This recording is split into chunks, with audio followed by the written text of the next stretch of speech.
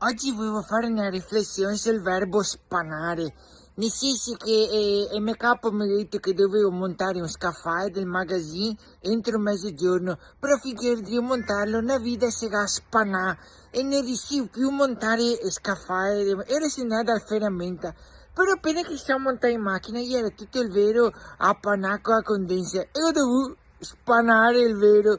Però si spanare è diverso da quello di prima, la vita si spana, anche al vero si spana, ma si devo spanare diversi.